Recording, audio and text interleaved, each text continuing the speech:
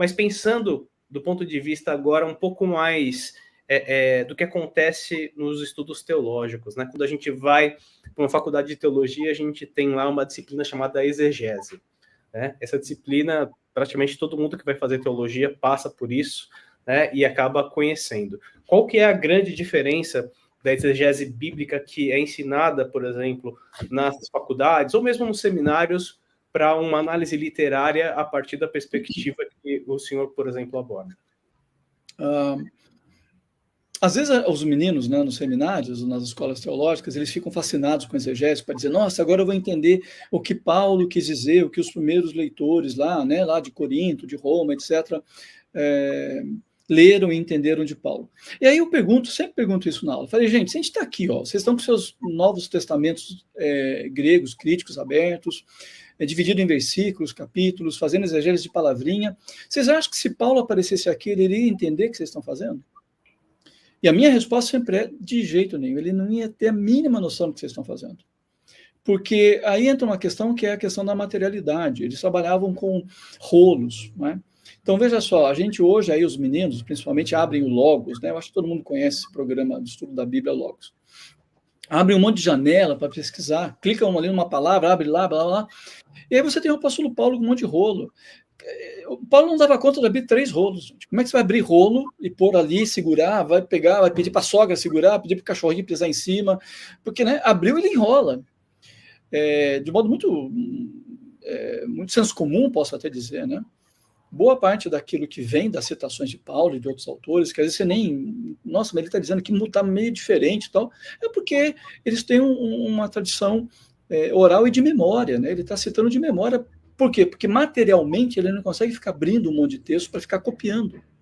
Então, primeira coisa, né, Júlio, que a gente tem que entender, a gente não pode ser ingênuo. Não é? A gente não pode ser ingênuo pensar que, agora eu estou fazendo exegese do grego e do hebraico, então agora... Não, você está fazendo uma aproximação de um texto crítico que foi editado, que está muito próximo do que teria sido original, etc., mas que tem uma série de mediações. Você tem, então, os editores, você tem a divisão em capítulos, em versículos, você tem as notas, você tem um monte de coisa que é muito diferente daquele primeiro texto que foi escrito.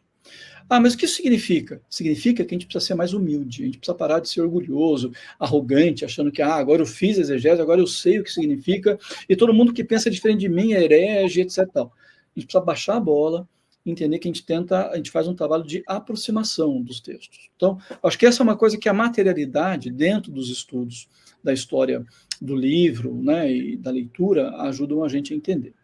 Mas então nunca vou... Não, a gente tem que tentar sim, a gente tem que tentar fazer o máximo possível, usar o máximo do nosso conhecimento, mas sempre dizendo, gente, eu consegui chegar nesse sentido. E aberto ao diálogo, aí você outro, né, de outra tradição religiosa. Você chegou em outro sentido? Vamos conversar. Para de jogar pedra nos outros, para de achar que você é o amiguinho de Deus e né, todo mundo é herege. Para de achar que Deus é presbiteriano, que Deus é batista, assembleiano. Não é assim, né? Todos nós estamos num processo de procura. Bem, deixa eu acelerar aqui para não ficar muito longa essa resposta. A grande questão que eu acho, Carlos, que faz a diferença de uma aproximação literária, de uma aproximação tradicional da hermenêutica, é que a busca central da hermenêutica tradicional é remontar o primeiro sentido, é remontar um evento. Qual é o evento? É o evento de comunicação de um escritor com os seus primeiros leitores. Então, a minha exegese será boa quando eu conseguir entender o que estava na mente daquele escritor, e que da mente dele passou para o texto, e que do texto passou para os seus primeiros leitores. E eu serei um bom leitor se eu me colocar no lugar do primeiro leitor. Se eu não estiver enganado, geralmente é isso que a hermenêutica fala. E eu vou dizer que isso pode parecer bonito, mas, de novo, é inexequível, é impossível. Eu não consigo entrar na mente de qualquer autor. Mesmo o texto, como eu acabei de dizer, tem certas mediações que eu tenho que ter cuidado ao trabalhar com ele, e eu também não consigo entrar na mente do primeiro leitor, porque não é só entrar na mente, eu tenho que entrar no mundo dele, eu tenho que entrar nos contextos vivenciais que ele tem, e isso é simplesmente impossível, é impossível. Então, né, a gente vai dizer, o que faz? Não faz mais hermenêutica e exegese? Não, faz. Mas aí entra, né, com aquilo que eu trabalho, que é a teoria literária, dizendo que todo texto produzido, ele tem uma vinculação com o tempo e com o espaço, não tem dúvida nenhuma, que é o contexto de produção. Isso pode ser mais ou menos importante, dependendo do texto, mas que todo texto literário bom, e aí eu estou dizendo que a Bíblia não é só boa, ela é excelente.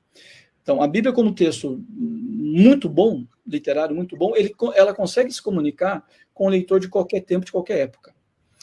Para mim, eu diria, Carlos, eu vou parar aqui, que essa é a grande diferença, a grande. Eu não procuro remontar a primeira leitura. Ela pode ser interessante e importante para mim. Eu procuro dar atenção à minha leitura nesse momento.